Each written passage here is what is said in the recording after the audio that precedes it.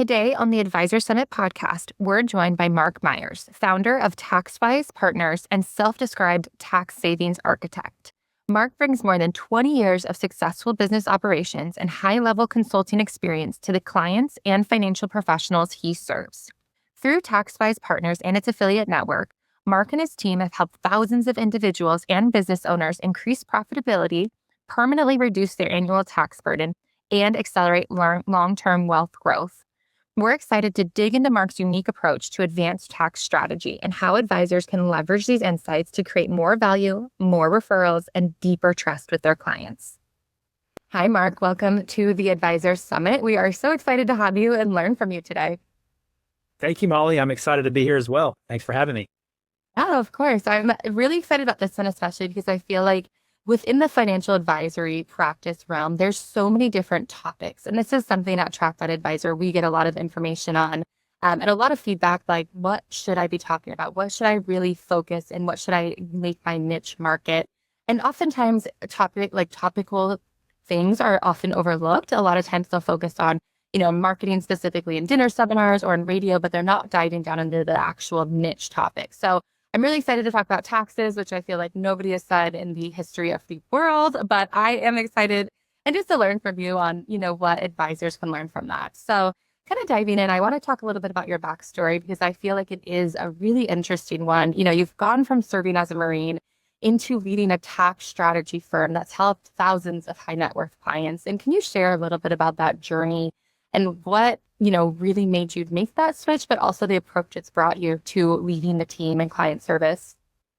Sure, absolutely. Thanks for asking. I, definitely is an interesting transition. A lot of people look at military, Marine Corps, and actually had to stop before that. I actually managed very high-end health clubs before I started working in the tax efficiency space. So that's a whole nother conversation. Okay. Next podcast. That's right. But, in that process, what I've, being in the military, particularly the Marine Corps, there's a lot of things that you learn. And being resourceful is one of those things. Not just discipline, but also resourceful. So when you're resourceful, you can find ways to essentially achieve a goal, even though you might have a limited supply of resources. So that was something that I definitely used in the transition to this place. There's not a lot of groups out there that do exactly what we do. So you do have to be kind of on the front edge, cutting edge, and you have to do a lot of research, and you have to do a lot of due diligence because people are trusting you with decisions that they're making on how they're filing their tax returns. The net result becomes really powerful. When you can get that substantial discount year over year, and you're just following the rules. But I would say going from the Marine Corps, and into just managing other people's businesses and realizing, hey, I really understand how to take a business and make it profitable. So let me be a consultant to business owners. And that's what drove way to saying, hey, where's there an area that there seems to be a little bit of a lack? And not that there's a lack of tax professionals. There are plenty of good CPAs out there, but most of the CPAs are focused on compliance. They're focused on, tracking and recording and making sure all the forms are done right. They don't have the time or the bandwidth to say, well, what's possible? They're focused, what do we need to do to make sure you're compliant? But they're not focused on what's possible. And not, all things considered, most CPAs just aren't that personality type. They're not like risk takers. And not like that I'm saying, take this risk. It's just like they're not going to, most CPAs are not financial advisors, right? Different. They're not going to tell you how to manage their money. They're just going to help you prep your tax return. So it definitely is a nice little niche to be in. Yeah, absolutely. And like you said, everybody kind of has their own realm and their own kind of circle that they work in. And that's the strengths that we can really hone in on there. And then, we can each kind of help each other in the weaknesses. So I just want to say thank you for your service. That should not go unnoticed by any means. I'm a huge fan of our military and appreciate all that you've done for it. So throughout your career, you've really focused on tax strategies, like you mentioned. And from your experience, why is tax strategy such an overlooked piece of financial planning? Is it because there are so many CPAs that oftentimes people are like, oh, they'll just kind of handle it? Or why do you think it's often overlooked? Yeah, great question, Molly. And I think specifically for financial advisory work, um, the goal is to take a dollar that you have, put it to work, and have it create earnings, right? And hopefully compound it, right? That's the goal. Where's the money? Let's put it to work. Let's grow it. So generally speaking, a financial advisor, I mean, some do this, but the focus isn't intently on how can we reduce your expenses. I mean, that is a part of it, Sure. but that's probably not a huge part. It's what do we have to work with, and let's put that to work. There's a little bit of, controlling expenses, but even if you're controlling expenses, you're talking about let's get rid of some of these additional expenses you don't need, all the coffees that you buy, one of the things that, basically you can trim down on. But they're not going to jump into, are you overpaying your taxes? That's not an expense that they're generally going to be looking at. So when you think about financial advisory work and tax efficiency, if you knew, because I mean, we know that taxes are pretty much one of the highest expenses that most Americans have every year. Taxes. Yes. Right. And if you can Remind me.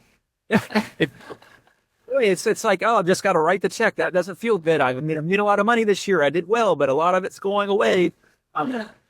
So if you could reduce that by 20, 30, 40%, I mean, we can do a lot of times up to 60, 70%.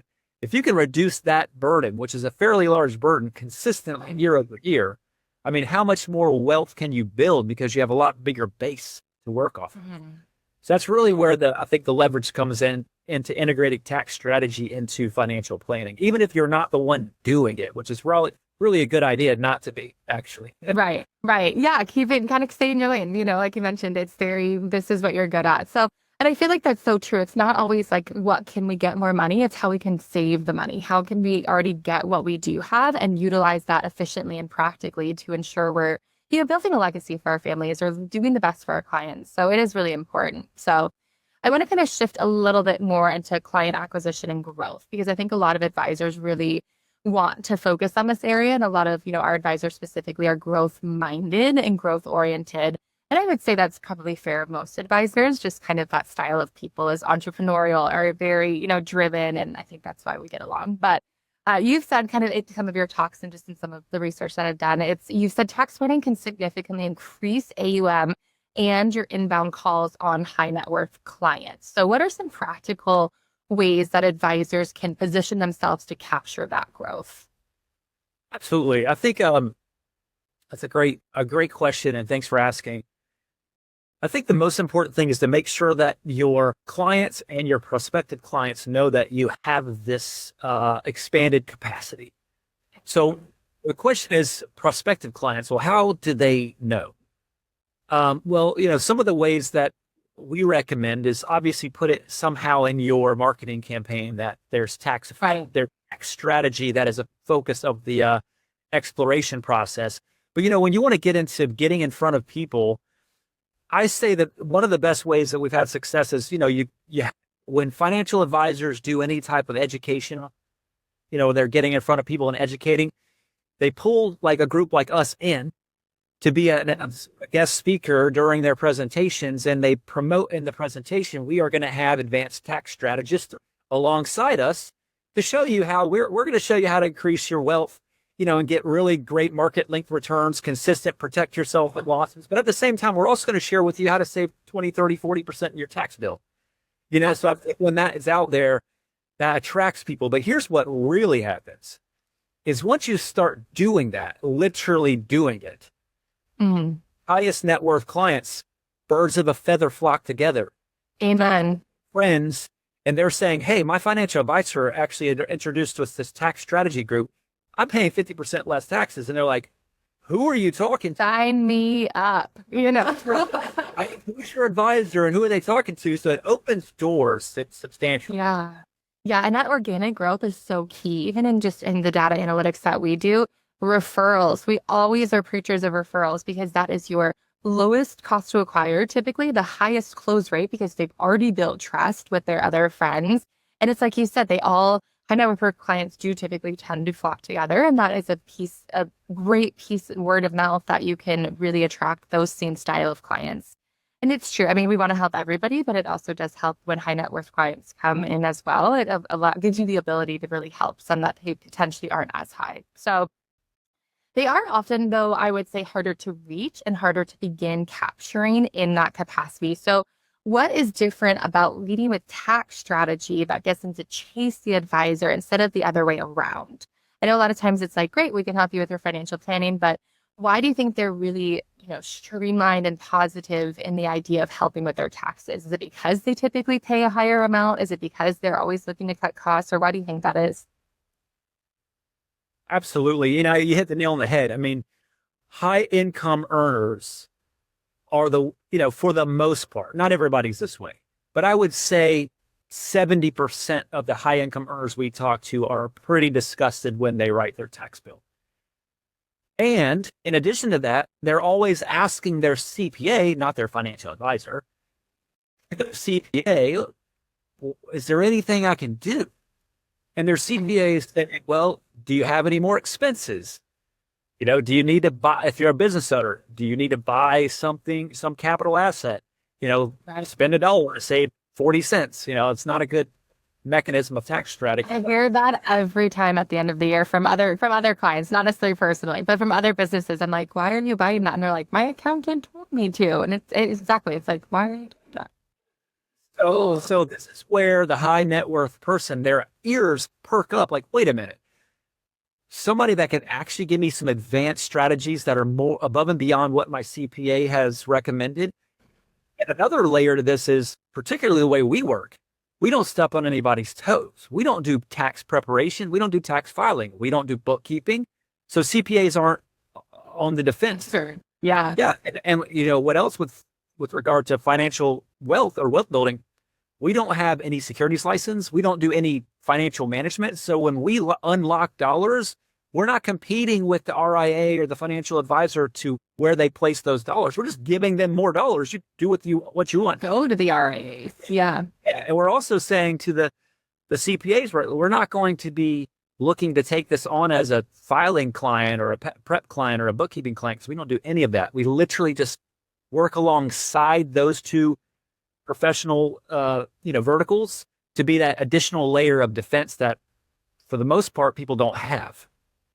Yeah. How did you uncover like this niche market? I'm curious because I find that this is very interesting in the concept that it's really not well known. And I laugh a lot of the times because you don't know what, careers and avenues there are out there until you speak to people and you're like, I didn't know that was a possibility. So how did you really land in this space? Because I feel like, again, it's not financial advising. It's not CPA driven, but it is such a core arm to both of those. Yeah. I actually started doing, when I left managing high-end health clubs, and I was doing that in New York City and Los Angeles. This was years ago, 20 plus years ago. I started consulting work with business owners because I understood how to run a business, running other people's business. So I can speak business owner language. So let me become a consultant to business owners, but let me work in a space that I think that I can unlock a lot of income earning potential. So I was doing like more advanced insurance planning, right? Buy, sell, key man, all that good stuff. Premium finance, but even life settlements, which is a whole nother world. But the moral of the story is insurance has and all financial advisors know this. I mean, insurance has an element of tax efficiency, right? Once you put a premium into an insurance product, all the cash value that builds in that insurance product can be taken out tax-free if you structure the policy correctly. So it's a measure, it's like a, kind of a variable, it's like a privatized Roth IRA, if you structure it right. So I just started realizing through the insurance space that, there's a lot of tax efficiency in insurance. And I always lean towards, that as a selling point. But that's when I started finding these other things like, oh, by the way, did you know that through a partnership, you can actually get these loss benefits? Did you know that you can actually utilize your home for strategic business meetings? And those are all these things that I just started finding. And I'm like, wait a minute, there's a lot of tax code, 75,000 plus pages. And I like to use coupons as a language. I'm like, there's a lot of coupons in there. Yeah. And nobody knows where to find them. So I started saying, looking for them. And that's what we did. We just started looking for the coupons. What's out there? What are people using? How is it being implemented? How does it actually follow the law? And if it passes muster, right? Because we don't just throw spaghetti on a wall and say, hope it works. No, we actually have tax attorneys and CPAs vet these things Okay. years before we implement. But we've kind of built this arsenal of coupons. I always like to say, the IRS doesn't send out a flyer every week like Trader Joe's or your food. Right. Right. Here for coupons to pay less tax, but they are in the code. We just need to know how to find them. So we know where they are. We actually do the fact finding. We show the clients, coupon A, oh, you can use coupon B and coupon A together and you get a bigger discount. So it's like we're always sharing. Amazing. Strategically use these efficiencies. And I think anybody can relate to that, right? Like anybody can say, great, like, I think the hardest part for people is they don't want to uncover those coupons themselves. They want to use the coupons, but I don't want to drive to 3 different stores to go pick it up, right? Like I want it in my mailbox. I want it delivered to me so I can go to my Trader Joe's and get, XYZ. Shout out to Trader Joe's. Love them. But, it's what you want. You want it delivered to you. So I think it's a huge benefit. I can't imagine people wouldn't want to use this. And I want to kind of streamline into how do you work specifically with financial advisors? So how do you, or even with general public, like what is your main area? Do you typically partner with financial advisors during seminars? Do you come in or kind of that main marketing mode? If I'm a financial advisor and I want this for my clients, how would I kind of start working with you? Absolutely. We are, our business name, TaxWise Partners, really kind of paints the picture. We are a strategic partner to financial advisors or CPAs or enrolled agents. We generally don't look for the end client. We're not out there seeking the high income earner. We're seeking the advisor that has rapport and trust with that high income earner or the CPA that then brings us in after they trust us, right? So there's a whole trust building process. So that being said, we sign strategic partnership agreements with financial advisors all the time. And we share with them all the different ways we can, reduce individuals' taxes. And then we just encourage them to bring us in however we can be helpful to them, whether it be you're going to do a seminar and you want us there with you. You want to do a podcast, you want to do a webinar, you want us there with you. You have specific clients that you want to work as case studies. Hey, you have client A, B, C, and they all have this amount of AGI, adjusted gross income or more, and they're all paying the right. Yeah. So this is the amount. If they have this amount of AGI in this tax bracket or more, we can help them. Why don't we do a case study together? So essentially, however they want to integrate us in is up to them. But we just let them know that we're a resource that's going to give them that extra layer of value that, a lot of advisors don't bring to the table. Now, here's the other side, Molly. You probably already know this. I mean, financial advisors and brokers are highly regulated, broker dealers. Clients love compliance. Yes. I'm a little inside, but I do love that. Yes, well, they keep it safe, right? They keep everything on the rails. They might be, it might be sometimes a little stifling, but at the end of the day, you don't want your money to go away because it's just. So that being said, most broker dealers are not going to want their financial advisors, unless they're independent RIAs, to be talking tax strategy and recommending these types of things. At least directly, because it might be considered an outside business practice.